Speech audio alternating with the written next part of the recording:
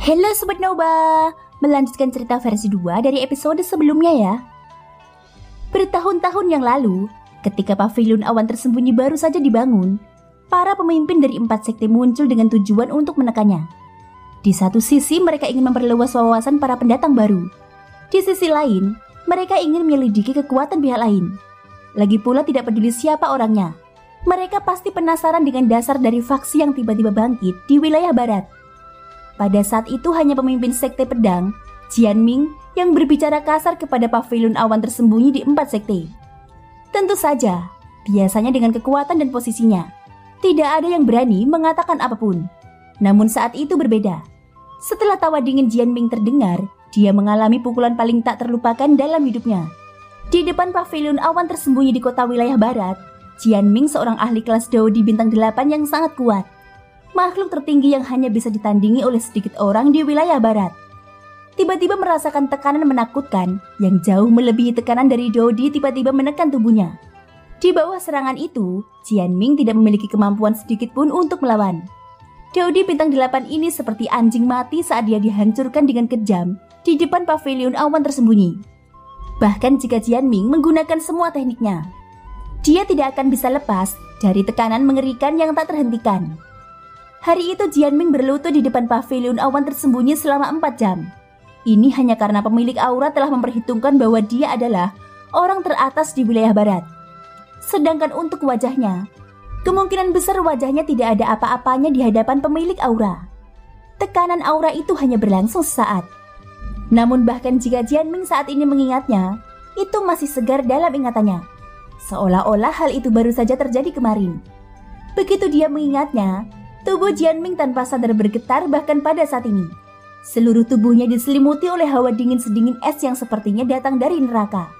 Pada saat ini di atas gerbang kota, ruang kosong di samping Xiaoyan sedikit terdistorsi. Sosok Luo Jin perlahan muncul.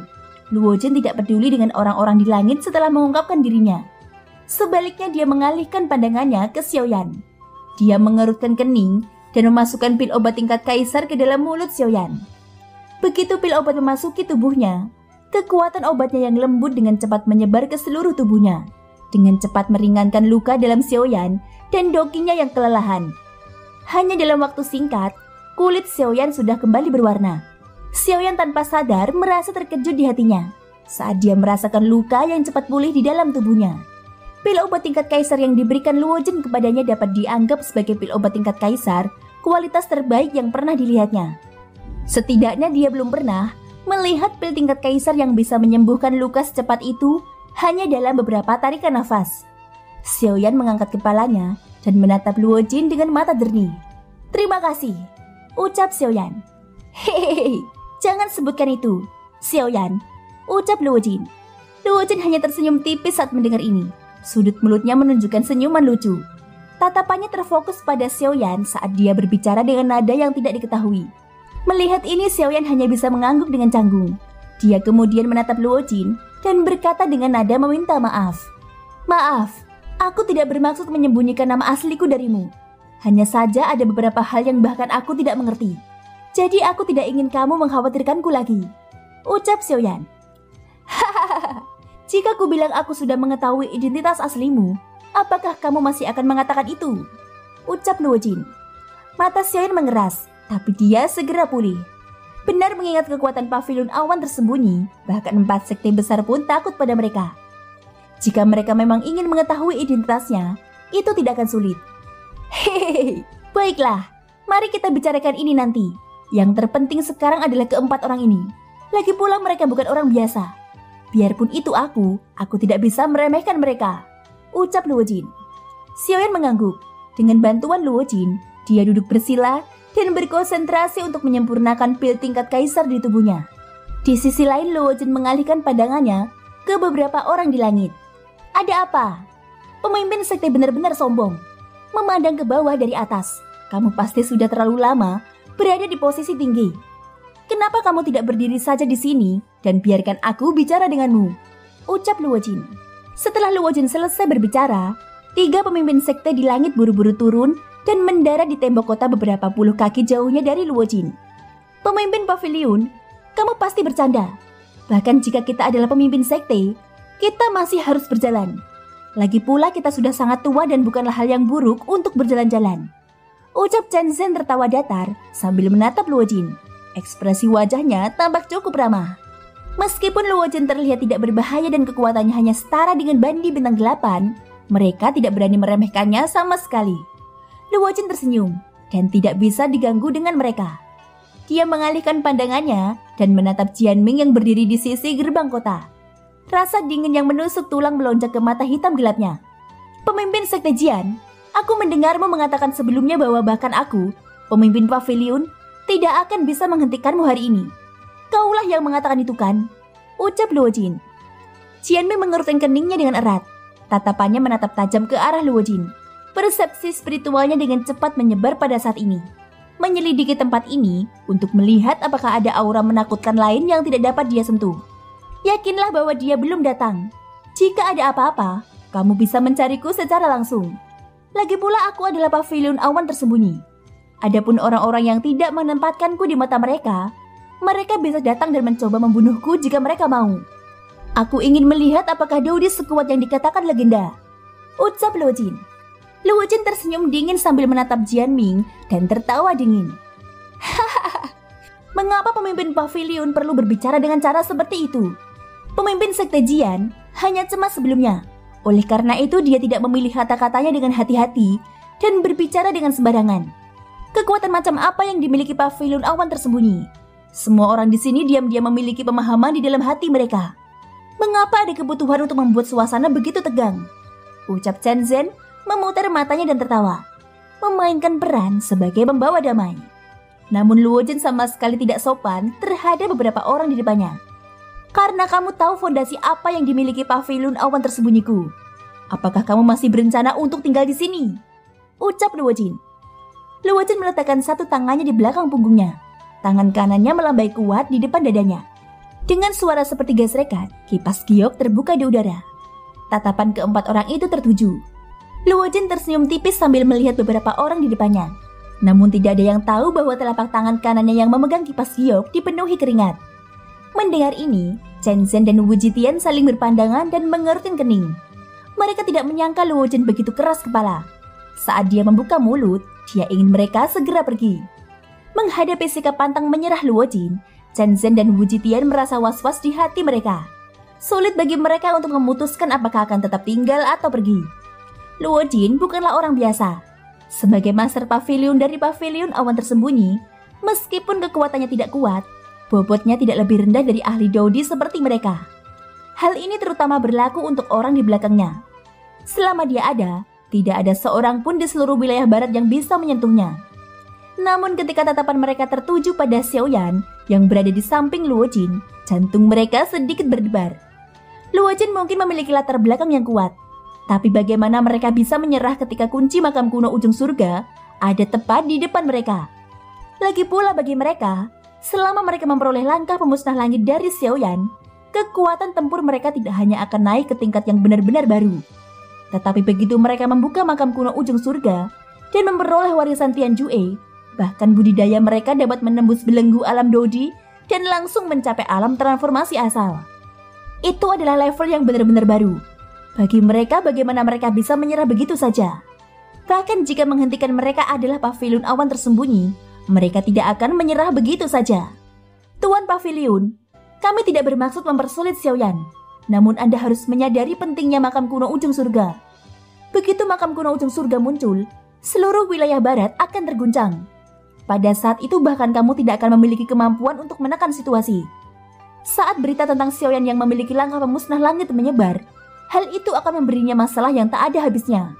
Oleh karena itu demi nyawa Xiaoyan, aku berharap Master Pavilion dapat memintanya untuk menyerahkannya. Selama Xiaoyan bersedia menyerahkan langkah pemusnah langit, kita berempat dapat bertindak seolah-olah kita belum pernah datang ke kota Hijau Zamrud. Mulai hari ini dan seterusnya, kita tidak lagi berhubungan dengan Xiaoyan. Ucap Chen Zhen. Dari kata-katamu, sepertinya jika Xiaoyan tidak menyerahkan langkah pemusnah langit, kamu akan menyebarkan berita dan membuat lebih banyak orang berurusan dengannya. Ucap Luo Jin. Mendengar kata-kata yang keluar dari mulut Chen Zhen, tangan kuno Luo Jin bergetar hebat. Dengan suara kap, kipas giok itu tertutup. Tatapannya tajam saat dia menatap Chen Zhen. Nada suaranya dipenuhi amarah yang tertahan. Aku tahu bahwa melakukan hal itu agak tercela. Namun mereka yang ingin mencapai hal-hal besar tidak boleh diganggu oleh hal-hal sepele seperti itu. Terlebih lagi, kita hanya menginginkan langkah pemusnah langit. Bukan berarti kita akan mengambil nyawa Xiaoyan. Itu hanyalah teknik Dao. Tidak ada salahnya menyerah, ucap Chen Zhen.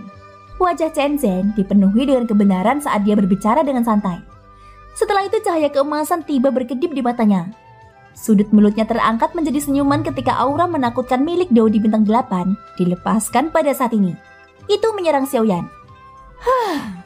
Kamu benar-benar tidak memandang kepala pavilion di matamu. Chen Zhen, kamu harus jelas bahwa ini adalah kota hijau zamrud dan bukan gunung 1000 emasmu. Tiba-tiba seruan keras terdengar di langit. Tubuh Zhang Yi langsung bersinar dan muncul di depan Luo Jin.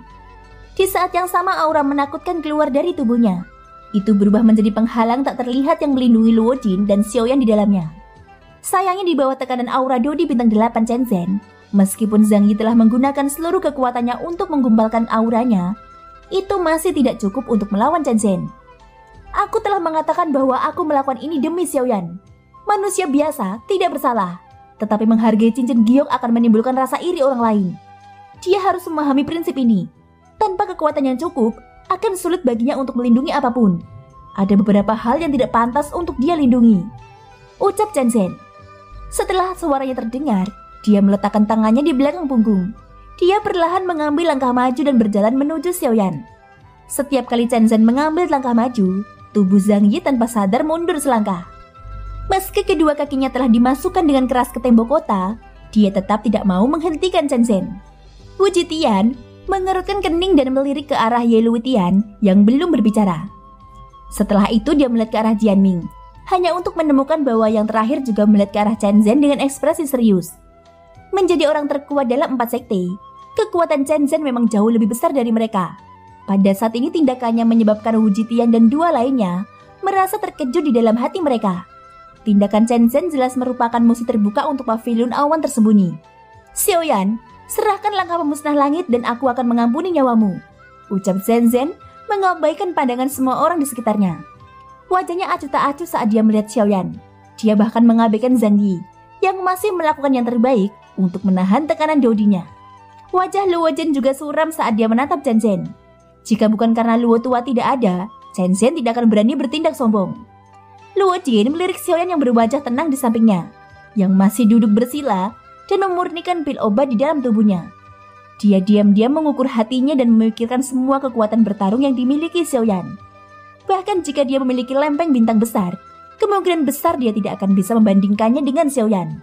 Melihat Xiaoyan sebenarnya masih dalam kondisi latihannya, wajah Chen Zhen tanpa sadar menunjukkan ekspresi tidak puas. Namun di saat yang sama, hatinya tanpa sadar merasa terkejut dengan kekuatan mental Xiaoyan. Terlepas dari apakah dia berpura-pura atau tidak, bisa berlatih dengan tenang di bawah tekanan Dodi bintang 8 sudah cukup untuk membuktikan bahwa Xiaoyan luar biasa. Namun saat Chen Zhen hendak membuka mulutnya lagi, Xiaoyan yang telah berlatih dengan mata tertutup, perlahan membuka matanya.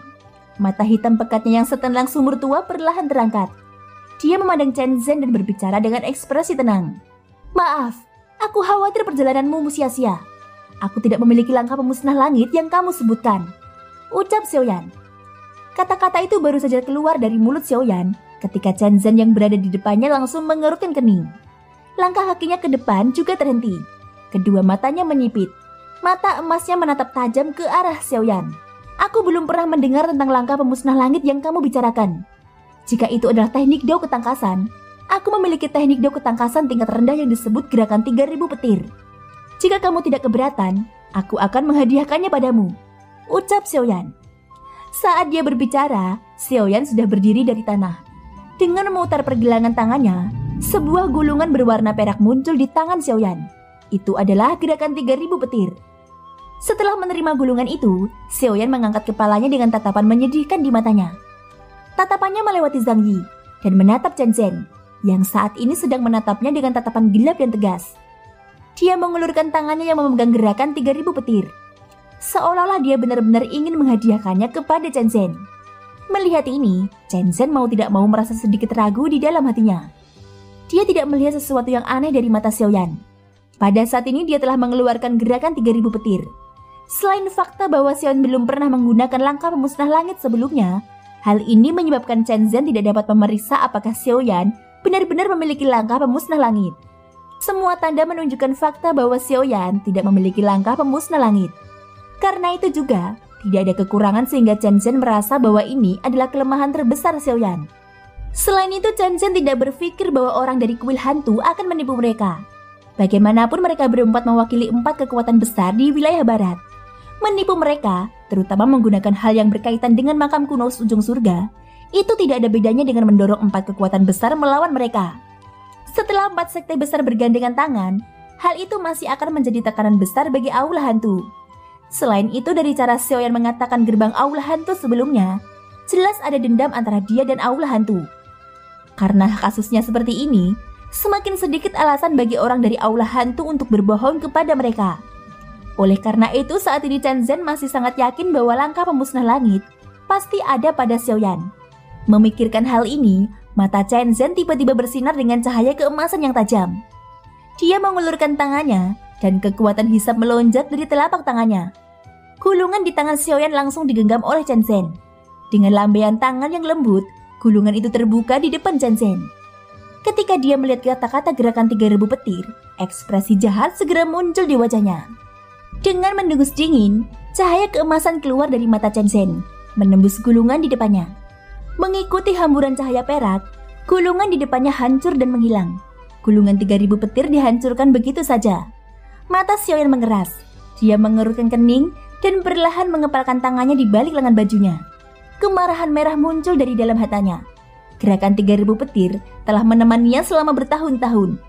Xiaoyan juga punya banyak perasaan terhadapnya. Hari ini itu telah dihancurkan oleh tangan Jianming. Meskipun pihak lain adalah Dodi bintang 8, dia masih tidak mampu menahan amarah di hati Xiaoyan. Hanya berdasarkan fakta bahwa Chen Zhen telah menghancurkan gerakan 3000 petir, Xiaoyan telah memasukkannya ke dalam daftar hitam. Dalam hidup ini, Xiaoyan harus membunuh orang ini. Namun Xiaoyan bukanlah orang yang impulsif.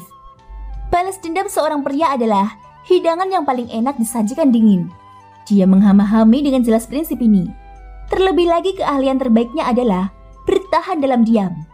Bocah, kenapa kamu masih belum menyerahkan langkah pemusnah langit? Ucap Chen Zhen. Matanya yang sangat dingin saat dia menatap Xiaoyan. Dia sekali lagi mengambil langkah maju. Tekanan Dodi yang menakutkan terus menekan Zhang Yi dan Xiaoyan di depannya. Chen Zhen, kamu benar-benar tidak menaruh perhatian pada kepala pavilion ini. Setelah teriakan dingin terdengar, Luo Jin tiba-tiba melintas dan menghalangi di depan Zhang Yi. Dia tiba-tiba melambaikan kipas giok di tangannya dan pilar doki yang tajam segera melesat ke arah Chen Zhen. Menghadapi Luo Jin yang agresif, wajah Chen Zhen tetap tenang. Baginya bandi elit sudah menjadi masa lalu, dan hal itu tidak menimbulkan ancaman sedikitpun. Kepala pavilion, aku tidak ingin mempersulit kalian semua. Aku juga berharap kalian tidak ikut campur. Ini adalah masalah antara 4 sekte besar kita dan Xiaoyan. Selama kita mendapatkan langkah pemusnah langit, kami pasti tidak akan mempersulit Xiaoyan karena kepala pavilion. Selain itu, aku tidak akan mempersulit penatua Zhang Yi. Namun untuk menghindari masalah, aku harus membiarkan dia menderita untuk saat ini. Setelah aku mendapatkan langkah pemusnah langit, aku secara alami akan meninggalkan kota hijau Zamrud. Ucap Chen Zhen. Ekspresi Chen Zhen tenang. Tanpa keberadaan orang itu, kepala pavilion di hadapannya hanyalah seorang bandi bintang 8 biasa. Meskipun dia tidak bisa menyentuhnya, selama dia tidak terluka, orang di belakangnya tidak akan punya alasan untuk mempersulit mereka. Yang mulia tidak perlu memaksaku. Aku sudah mengatakan bahwa aku belum pernah melihat langkah pemusnah langit yang kamu bicarakan. Jika kamu mencarinya, aku khawatir kamu menemukan orang yang salah. Ucap Xiaoyan. Xiaoyan setengah berlutut di tanah. Meskipun dia telah mencapai titik di mana dia tidak tahan lagi, dia masih tidak tahan untuk menundukkan kepalanya ke Chen Zhen. Kata-kata terputus-putus yang keluar dari mulutnya masih menunjukkan bahwa dia tidak memiliki barang yang dibutuhkan Chen Zhen. Aku menyarankanmu untuk berbicara lebih sedikit. Dengan kekuatanmu, kamu tidak akan mampu menahan tekananku. Tentu saja aku sangat terkejut bahwa kamu dapat membuka mulut untuk berbicara. Namun aku yakin itu pasti menghabiskan banyak kekuatanmu. Ucap Chen Zhen. Nada suaranya acuh tak acuh sambil terus berbicara. Aku tetap mengatakan hal yang sama. Serahkan langkah pemusnah langit dan aku akan mengampuni nyawamu. ucap Chen Zhen. Kali ini Xiaoyan kembali terdiam. Kata-kata yang dia ucapkan sebelumnya sepertinya telah menghabiskan seluruh kekuatannya. Dia tidak dapat berbicara lagi. Pada saat ini tiba-tiba saja raungan Xiaojin yang mengguncang bumi menimbulkan lingkaran riak spasial di langit. Ruang tak kasat mata mulai terdistorsi seperti permukaan laut.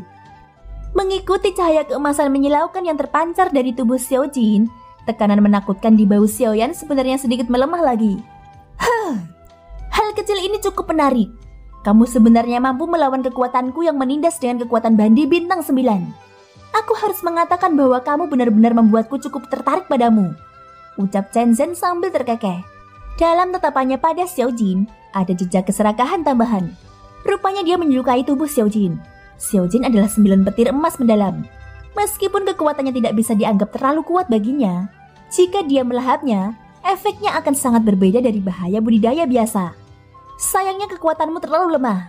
Kalau tidak, bahkan di seluruh benua, aku akan memburumu, ucap Chen Zhen. Setelah itu dia dengan lembut melambaikan tangannya. Segera gelombang doki yang menakutkan berkumpul dan berubah menjadi aliran doki yang dengan kejam menghantam tubuh besar Xiaojin. Sisik naga Xiaojin hancur dan darah berceceran di mana-mana. Di tengah raungan mengerikan yang menyedihkan, tubuh besar Xiaojin dengan kejam menabrak tembok kota dan tidak bisa bergerak. Xiaojin terluka parah hanya dengan satu serangan. Kemunculan adegan ini menyebabkan Xiaoyan yang baru saja memulihkan kekuatannya langsung menjadi geram. Sambil berpikir, tubuh Raja Utara yang seperti menara segera bergerak. Dengan kekuatan menindas Chen Zhen yang menakutkan di atas kepalanya, dia dengan kejam menyerang Chen Zhen. Boneka Bandi Bintang 9, Xiaoyan, semua yang ada di tubuhmu benar-benar luar biasa. Sayangnya kamu mengikuti guru yang salah, ucap Chen Zhen dengan lembut, melambaikan tangannya lagi. Aliran doki lain yang tidak sedikit pun lebih lemah dari yang sebelumnya ditembakkan dan langsung membuat Raja Utara terbang. Hanya dengan satu serangan, tubuh Raja Utara merobek tembok kota di belakangnya dan tertanam jauh di dalam tembok kota bersama dengan Xiaojin. Retakan yang sangat dalam terletak secara diagonal di dada Raja Utara. Rangkaian petir terus-menerus keluar dari sana dan menyembuhkan tubuh Raja Utara yang terluka. Meski begitu, kecepatan pemulihannya masih sangat lambat.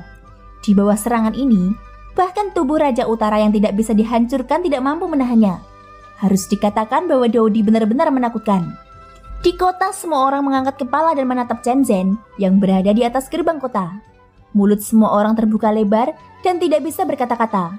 Pemandangan yang sangat mengejutkan di depan mereka menyebabkan mereka menjadi linglung. Aku akan mengatakannya lagi. Serahkan langkah pemusnah langit. Kalau tidak, aku akan segera membunuh hewan peliharaanmu, ucap Chen Zhen. Menggunakan tekanannya untuk menghalangi Luo Jun yang murung ke samping, Chen Zhen perlahan berjalan di depan Xiaoyan. Dia mengangkat tangannya dan mengarahkannya ke posisi Xiaojin. Jika Xiaoyan tidak menyerahkan langkah pemusnah langit, dia tidak keberatan membunuh Xiaojin. Aku akan mengatakannya lagi. Aku tidak memiliki langkah pemusnah langit yang kamu inginkan dariku, ucap Xiaoyan. Wajahnya pucat saat dia berbicara dengan suara lemah. Mata Chen Zhen menajam saat dia bersiap menyerang. Namun saat berikutnya Chen Zhen mengerutkan kening. Xiaoyan sebenarnya secara pribadi menyerahkan cincin penyimpanannya di depannya. Menyerahkan cincin penyimpanan sama dengan menyerahkan semua hartanya. Bahkan Chen Zhen merasa sedikit terkejut dengan hal ini. Hehehe, itu benar. Pemimpin Sekte Chen, mengapa kamu terburu-buru membunuhnya? Mengapa kamu tidak melihat cincin penyimpanan anak ini dulu? Pada saat ini Wu Jitian dari Sekte Pertempuran Bela Diri juga terbang ke bawah dan menatap Chen Zhen sambil tersenyum. Niat menghentikan Chen Zhen sudah jelas. Rupanya dia bisa melihat bahwa Xiaojin itu spesial. Oleh karena itu dia berbicara untuk menghentikannya. Sambil mendengus dingin, Chen Zhen mengalihkan pandangannya dan menatap ke cincin penyimpanan hitam peka di depannya. Di bawah tatapan penuh harap Wu Jitian, Chen Zhen kemudian menuangkan energi spiritualnya ke dalam cincin penyimpanan Xiaoyan. Karena Xiaoyan adalah orang yang mengambil inisiatif untuk membuka cincin penyimpanan, energi spiritual Chen Zhen tidak terhalang ketika mengalir ke cincin penyimpanan. Sesaat kemudian wajah acuh tak acuh Chen Zhen yang awalnya dengan tenang memeriksa cincin penyimpanan Xiaoyan, perlahan-lahan menjadi suram di depan mata beberapa orang di sekitarnya. Apa yang terjadi? Jangan bilang padaku bahwa langkah pemusnah langit tidak ada di cincin penyimpanan anak ini. Wu Jitian mengerutkan keningnya dan berkata dengan suara rendah. Dengan berita dari aula hantu, dia tidak percaya bahwa alangkah pemusnah langit tidak ada di tangan Xiaoyan. Namun sesaat kemudian, Chen Zhen yang berwajah muram tanpa daya menarik kekuatan spiritualnya. Ekspresinya sangat suram saat dia menatap Xiaoyan dengan penuh perhatian. Segera dia perlahan menggelengkan kepalanya di depan tatapan serius beberapa orang di sekitarnya. Itu tidak mungkin. Raungan marah terdengar saat Wu Jitian melangkah maju. Telapak tangannya yang lebar terulur dari lengan bajunya dan mengambil cincin penyimpanan hitam dari tangan Chen Zhen.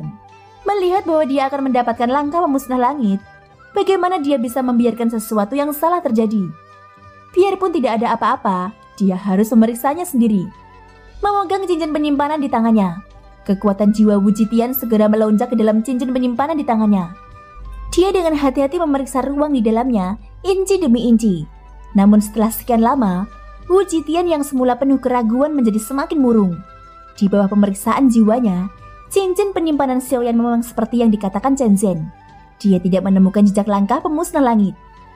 Bagaimana ini mungkin? Aula hantu dengan jelas mengatakan bahwa langkah pemusnah langit ada pada anak ini. Tapi kenapa tidak ada di sini? Wajah Wu Jitian dipenuhi rasa tidak percaya saat dia menatap Xiaoyan.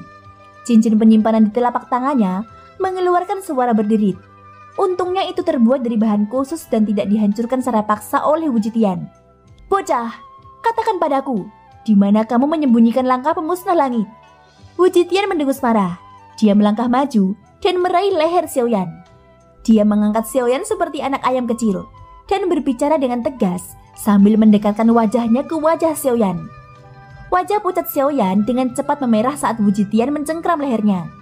Dia memegang pergelangan tangan Wu Jitian yang 2 kali lebih tebal dari miliknya. Mata merahnya menatap wajah garang Wu Jitian saat dia menggelengkan kepalanya dengan susah payah. Suara serak keluar dari sela-sela giginya. Aku tidak tahu, ucap Xiaoyan. Kamu mencari kematian. Kata-kata Xiaoyan jelas membuat marah Wu Jitian yang pemarah. Dia mengencangkan cengkeramannya di leher Xiaoyan dan suara lehernya yang diremukan terdengar. Kepala Xiaoyan terjatuh tak terkendali saat darah muncrat dari sudut mulutnya dan mengalir ke telapak tangan Wu Jitian. Dirangsang oleh darah merah, tubuh Wu Jitian bersinar. Dalam sekejap dia mendarat di tepi tembok kota yang diambang kehancuran. Tubuh Xiaoyan bergoyang tak terkendali di bawah telapak tangan Wu Jitian. Saat berikutnya kilatan cahaya melintas di mata Wu Jitian. Dengan raungan yang dalam, lengan Wu Jitian yang sedikit tertekuk melesat seperti bola meriam. Sementara tubuh Xiaoyan dihantam jauh ke dalam tembok kota oleh kekuatan yang luar biasa. Setelah penyerangan tersebut, tembok kota tidak mampu menahan beban berat akhirnya runtuh dengan dentuman yang keras. Batu-batu besar menghantam tubuh Wu Jitian, tetapi Wu Jitian tidak bergerak sama sekali. Tubuhnya bergetar dan kekuatan tak kasat mata menyapu dan menghancurkan semua batu di sekitarnya. Bicaralah, di mana langkah pemusnah langit? Wu Jitian berkata dengan suara dalam sambil melihat aura lemah Xiaoyan di depannya. Namun Xiaoyan masih menggelengkan kepalanya menghadapi ini. Bajingan, apakah kamu benar-benar ingin mati? Dengan raungan marah, Wu Jitian dengan kasar melemparkan Xiaoyan pergi. Setelah beberapa tabrakan hebat, Xiaoyan akhirnya mendarat di depan pemimpin sekte daun layu, Ye Luotian. Dia mengenakan ikat kepala perak di kepalanya dan rambut peraknya diikat dan disebar ke belakang. Wajahnya ramah dan cerah, dan sepasang mata tuanya yang keruh bersinar dengan cahaya bijak. Senyuman di sudut mulutnya membuat orang-orang memiliki kesan baik yang tak bisa dijelaskan tentang dirinya.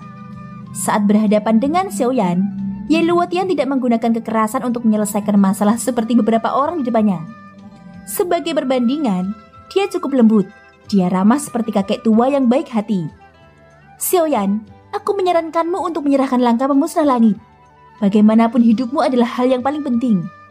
Jika kamu kehilangan nyawamu, tidak ada gunanya bahkan jika kamu terus menyembunyikan langkah pemusnah langit, ucap Ye Luotian.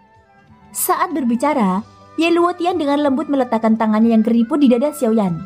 Sekelompok dauki berwarna hijau mengalir ke tubuh Xiaoyan, dan luka di tubuh Xiaoyan mulai pulih perlahan. Ye Luotian sebenarnya membantu Xiaoyan menyembuhkan lukanya. Ye Luotian, kamu benar-benar orang baik. Mengapa kamu benar-benar menganggap dirimu sebagai penyelamat dunia? Kamu ingin menyelamatkan siapapun yang kamu temui. Jadi mengapa kamu tidak memilih untuk menyelamatkan semua orang saja, daripada menjadi pemimpin sekte? Teriak Wu Jitian.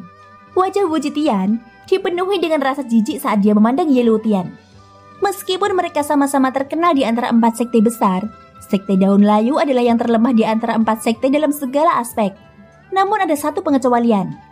Dalam hal membunuh orang, sekte Daun Layu tidak dapat dibandingkan dengan 3 sekte lainnya. Tetapi dalam hal menyelamatkan orang, pemimpin sekte Daun Layu Yellow Tian sebenarnya adalah orang yang sangat baik. Dia telah menyelamatkan banyak orang sejak dia memulai pelatihan, termasuk beberapa pakar terkenal di wilayah barat. Karena itulah sekte Daun Layu miliknya menduduki peringkat terakhir di antara 4 sekte.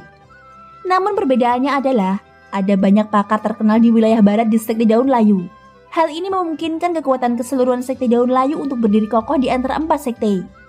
Hehehe, pemimpin sekte Wu, kamu pasti bercanda. Bukankah aku melakukan ini demi langkah pemusnah langit?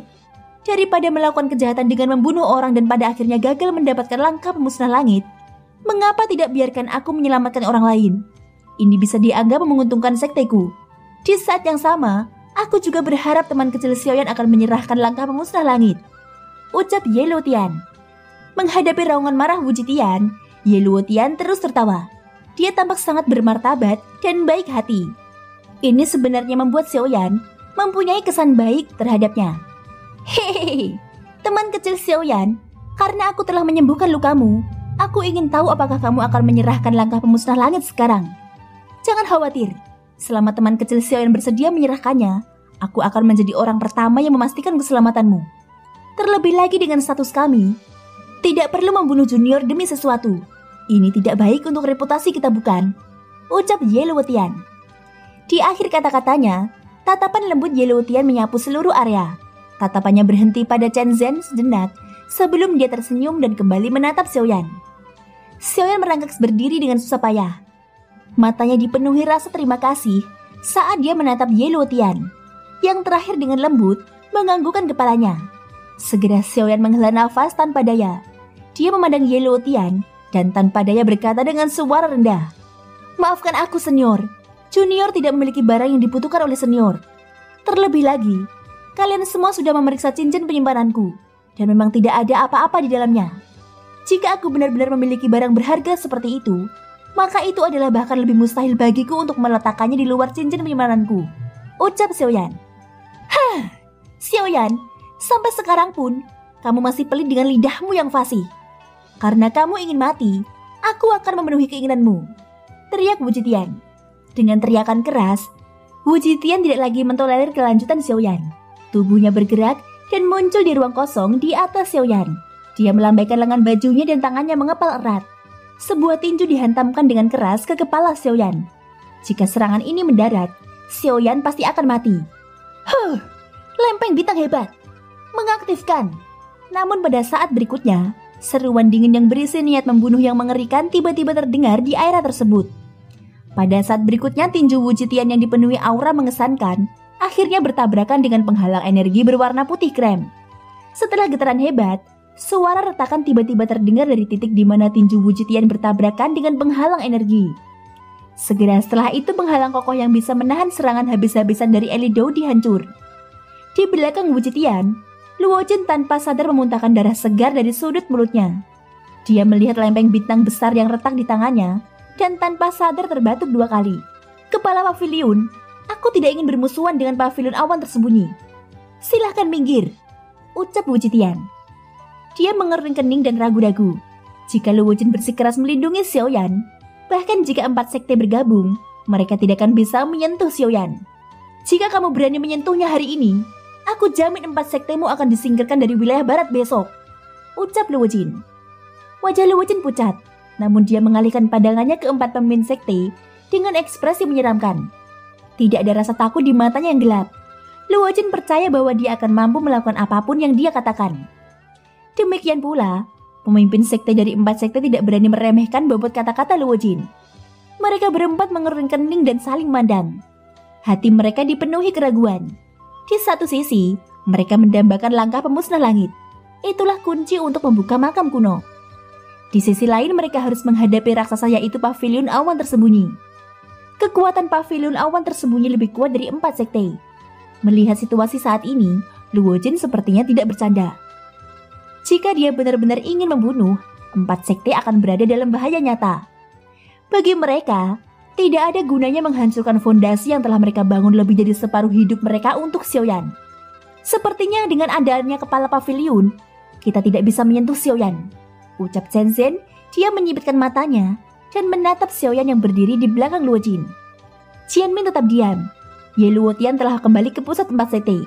Wu Jitian mengerutkan kening dan memandang Luo Jin. Kemudian dia memelototi Xiaoyan dan berkata dengan suara yang dalam.